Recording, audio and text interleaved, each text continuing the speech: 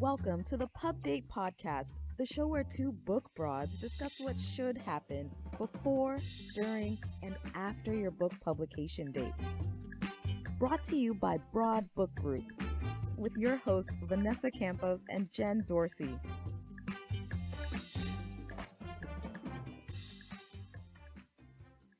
Hello, friends. How are we doing, Jen? Hello, welcome to the pod. I'm well. How are you today, Miss Vanessa?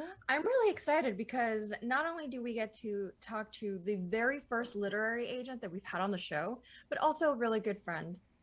And honestly, I love that she's on today because she's going to really tell it like it is. And I appreciate that because there's so many people out there who want to tell you what what they think you want to hear. So I'm excited. Are you excited? I'm so excited because this guest not only is going to give us the straight dope on what it is like to find and work with an agent, she is going to give us that unvarnished truth, but with love, because that's what she does and we love her for it. Welcome to the show, Super Agent Wendy Keller. Hey, thank you. Thanks so much for having me on. I'm so excited, and I've heard such great things about what you guys are doing with your publishing company right now. So this is a big honor. Thank you. Oh, we love having you here. And, you know, the three of us go back a really long time. We've worked together on many book deals in the past. You've even written a book for us in the past, not for Broad, but in our other life at another publishing company. And so I think we've been on all sides of the fence together. Isn't that the truth? And had fun every time. So you know, that's a good memories. We've got a lot of good stories and a lot of good memories to share. Yep. Well, I want to dive right in because I don't want to waste any time with you today. You have been an agent for how long? Since the Paleolithic period. Oh, wait, no, since 1989. Sorry, same thing. Since the dawn of time.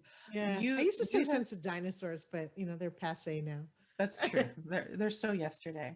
Have you have seen then publishing change and grow over the years from, you know, the insanity of the late 80s and early 90s and the big boom times and the big box stores to ebook and then audiobook.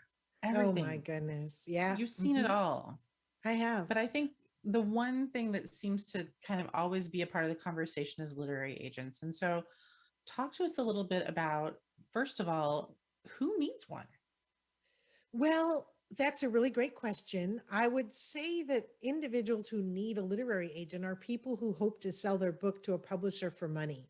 You know, there's lots of options now that didn't always exist where you could pay someone money and they'll publish your book for you, or you could figure out some deal where maybe someday they'll give you money, possibly under the right circumstances if the stars align.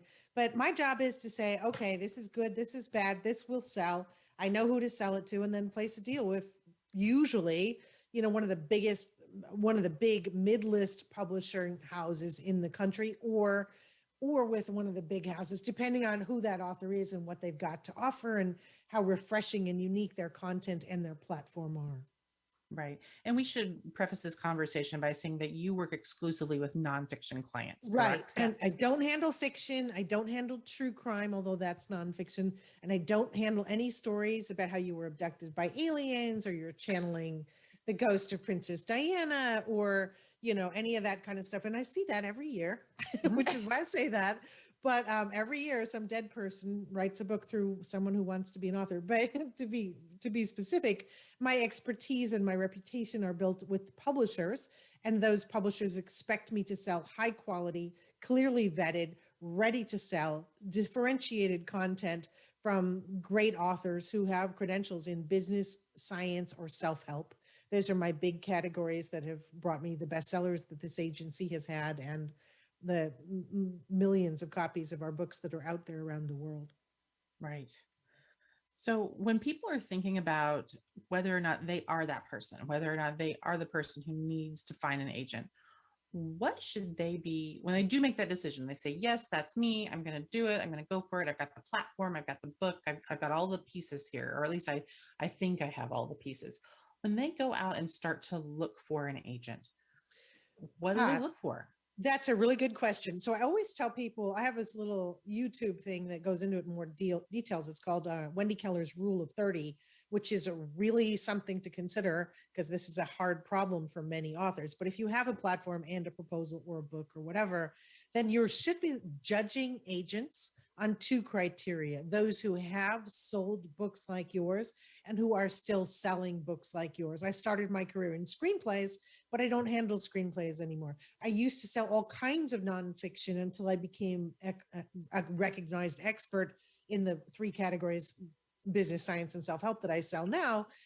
So there are books on my sold list that represent what I used to sell, but I don't sell those anymore. The reason for that is because the author wants an agent who has good relationships with the editors, because ultimately it's the agent's ability to present and sell your material to the editor because it matches what that editor wants to buy that makes that agent valuable to you as an author. Right. They have sold and are selling books like yours. And it's not an endless process. The rule of 30 on YouTube basically talks about, if you haven't gotten an agent in 30 queries to 30 agents who have sold and are selling books like yours, you still don't have an agent. Guess what?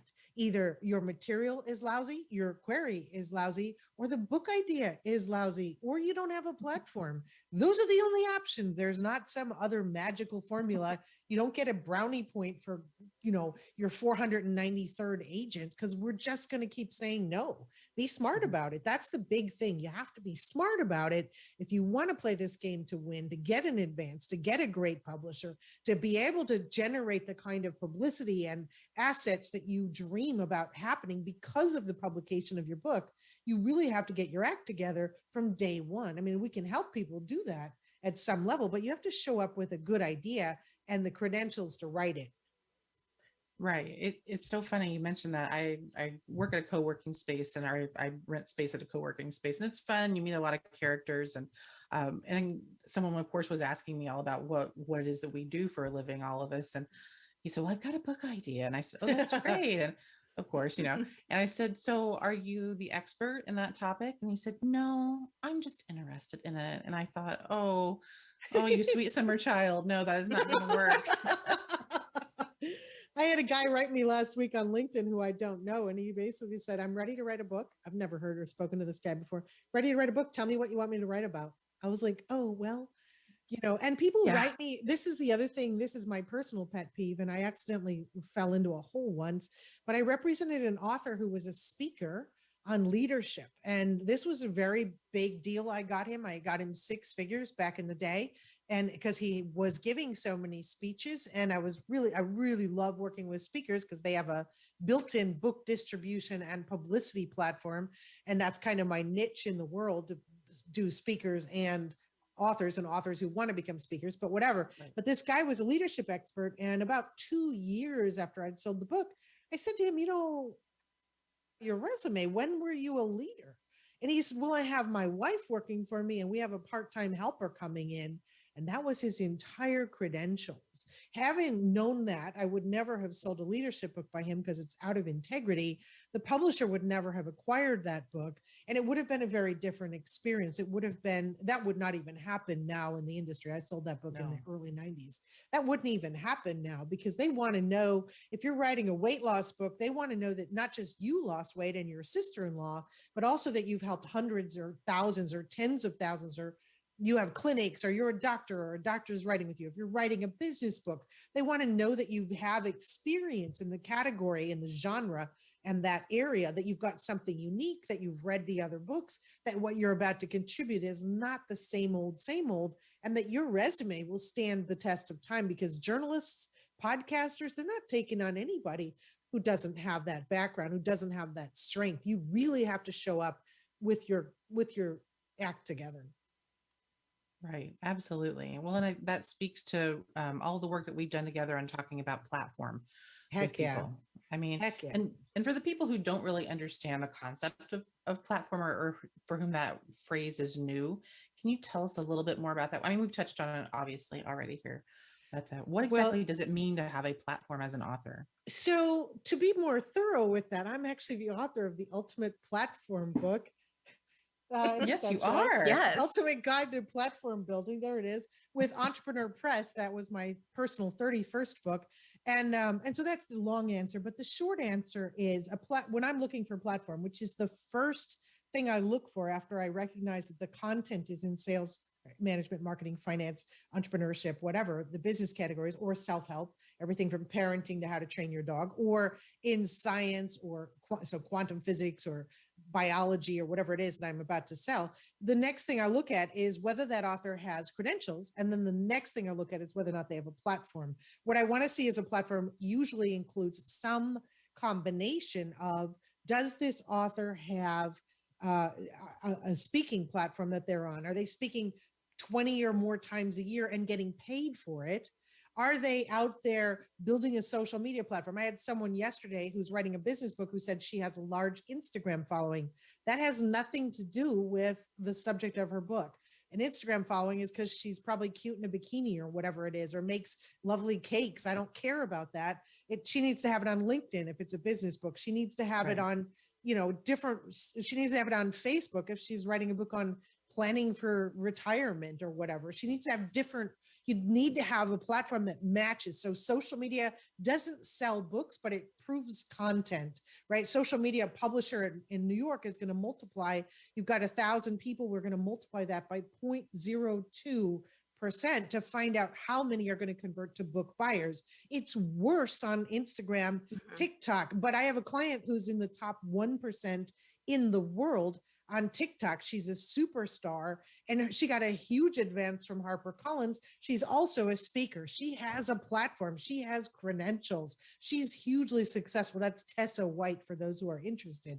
So the point is that she's got all the parts to it. If you come to me and you say, gosh, I've got some things and I don't have other things, but I'd really like to put them together, and you have the right content, maybe I can help you. Maybe I'll volunteer to help you. But for the most part, if you don't have anything going, if there's no third party besides your mother who said that, gosh, this is a great idea for a book, no agent can help you. It won't make a difference. You need to have credentials and you need to have a platform, at least a modicum. For my platform requirements are larger than, for instance, beginning agents, because I'm a crusty, grouchy old person. Oh my God. But I like to think of myself that way. But the truth is, newer agents sometimes will take people on, but you're kind of getting what you pay for. All agents get 15%.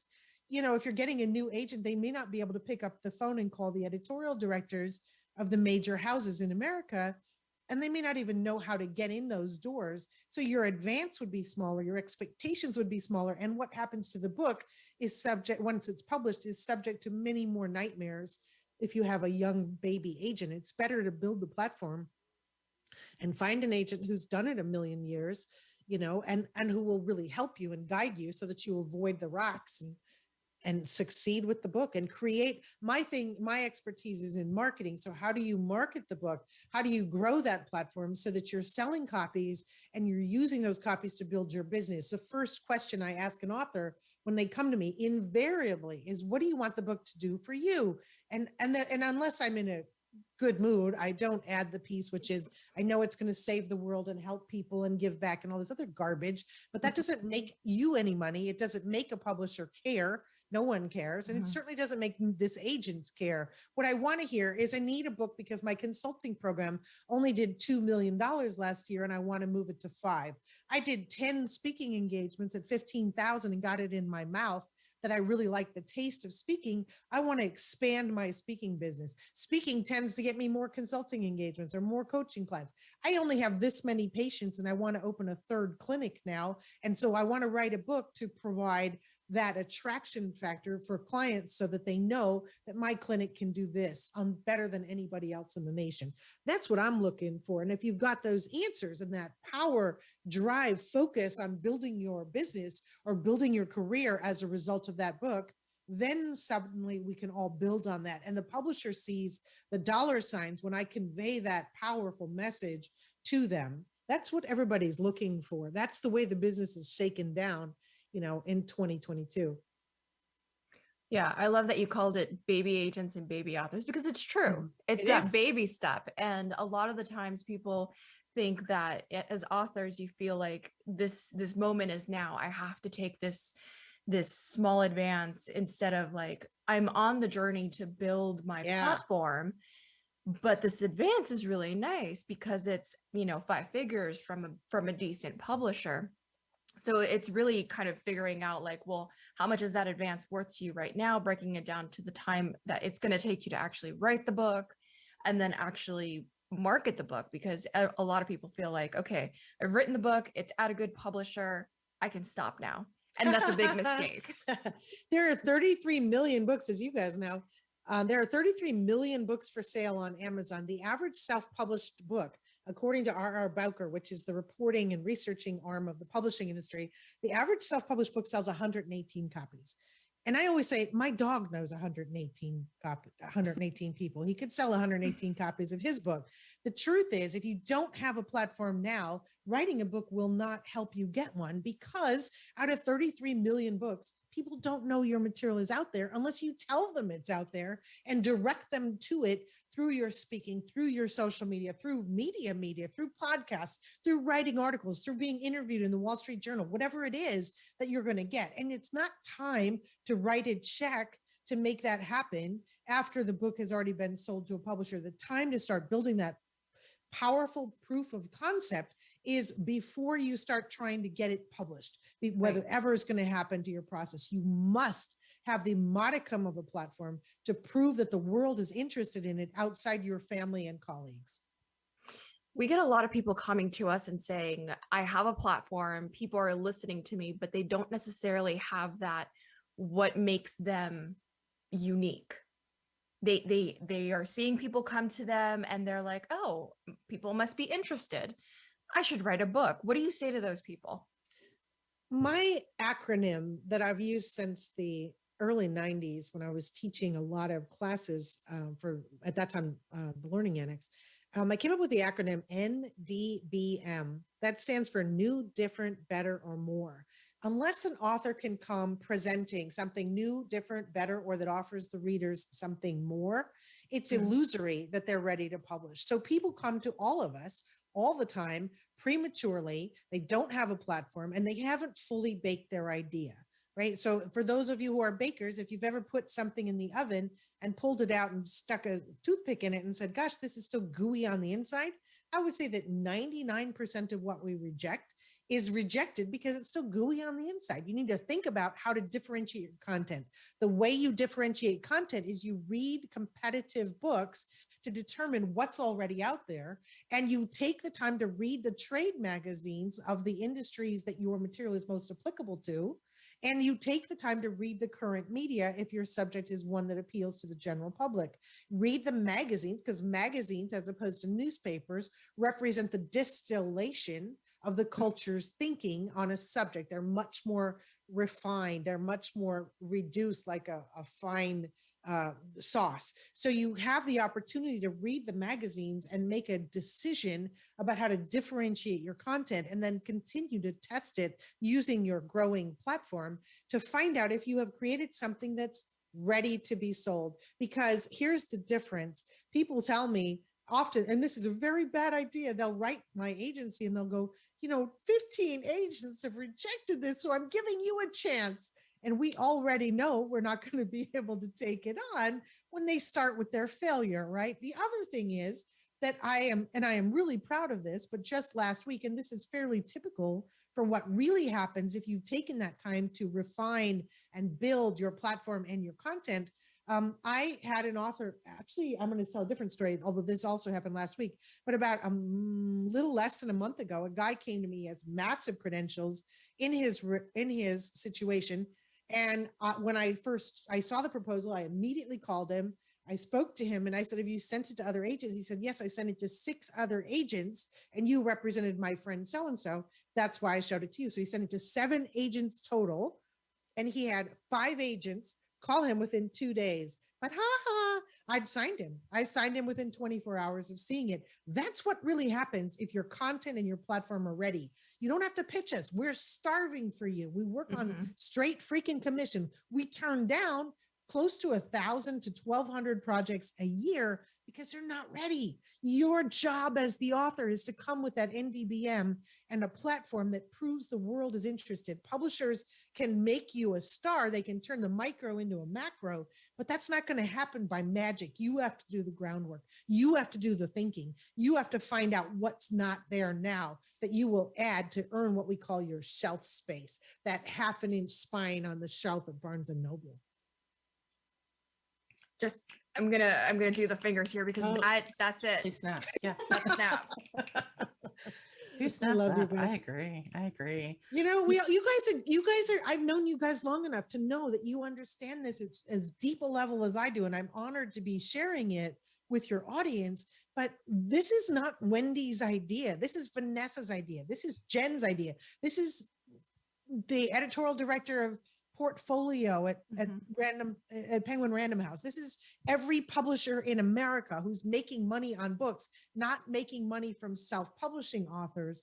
Every single member of the publishing industry, every agent, every editor, every editorial assistant, every editorial director thinks exactly the same. If you choose not to be responsible for your own failure, because it is 100% on your shoulders, you cannot unlearn what you are learning from these two women in these podcasts and what you're learning from me today. Caveat emptor. Amen. Can I get an amen from the congregation? Heck yeah. Amen. Amen.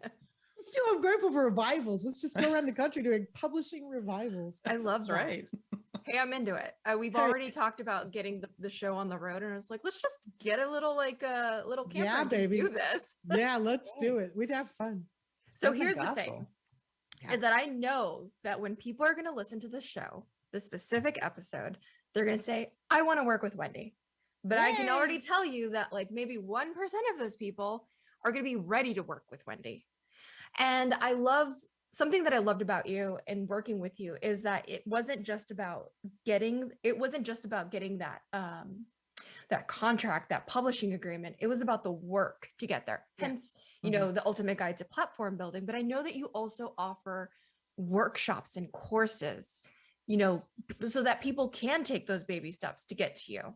Tell us a little bit more about those. Thanks for that, Vanessa. So I, first of all, I do 1 hour consulting, which is available on our website, kellermedia.com. For a very small percentage of the people who approach me for help, I do an extended 6-month consulting program where I build them as speakers, help them learn how to build their platform, help them refine their content. But I only take 4 of those a year because I've got a pretty busy life. I run a speakers bureau, I run an agency. And then we also, if for those who have an idea that they believe is ready to sell, I offer something called the Book Proposal Workshop. I used to do these live all over America and actually the UK twice a year. But now I offer it online, and I have a team of editors who come in and edit components of a book proposal. A book proposal has 5 basic parts plus 2 sample chapters.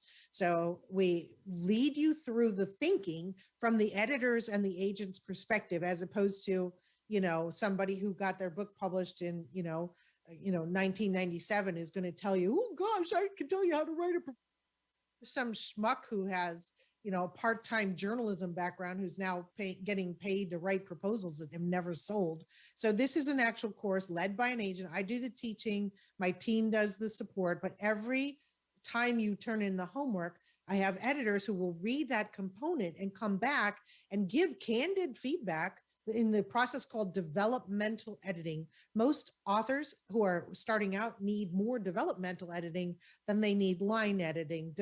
Developmental editing means, does this concept make sense? Is it properly differentiated? Is it clear to someone who didn't come in with this baseline of knowledge that you as the author have, et cetera, as opposed to, you know, is there a dangling participle, or, you know, are there too many commas on this page, whatever. That's line editing. We don't care about that. We care about getting the idea right, so that even if you don't yet have the platform, the Book Proposal Workshop, which is available at bookproposalworkshop.com, that workshop will give you the opportunity to learn how your material will be viewed by publishers and agents, and will also show you what you need to do to deepen it. And then we also talk about how, in general, how do you market it? What kind of markers are agents and publishers really looking for? Because as an agent, I don't personally really care if you're a speaker and you have a big platform, except that without that, I can't sell you, right? My job isn't, I don't have any skin in the game unless you're also represented by my speakers bureau. But the point is, you have to have that so that I can sell you. I'm really just the middleman. Publishers are going to say no to you. It's not that I'm being mean. It's the publishers are going to say no. We won't make any money. I can't take anything out of your check if there is no check. And I like taking money out of your check. I like shopping. I like shoes. I love it. We worked together for so long, and the course that you offer and the program that you offer is just top notch. It's really hands-on for folks, and I can't recommend it enough. As well as your platform building book, Ultimate Guide to Platform Building.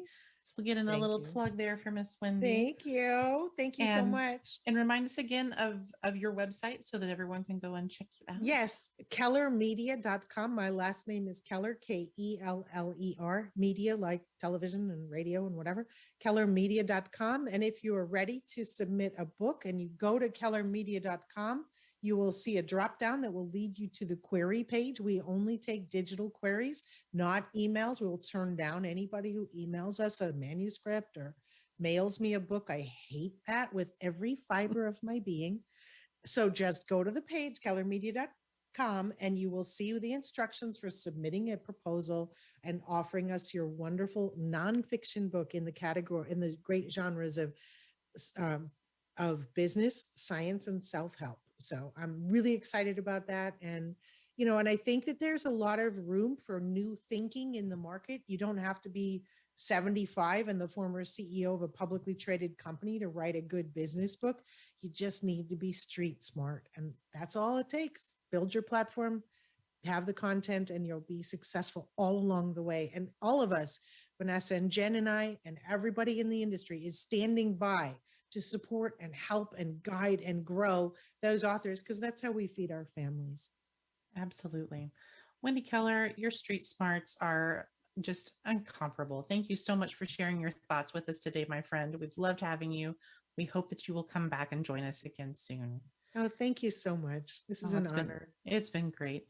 We want to thank our producer, Paul Roberts from OC Talk Radio, and our executive producer, Emily Carpenter-Pulskamp of Little Red Communications. We will see you next time. Bye. Thank you. We hope that you gained some valuable insights into the world of book publishing.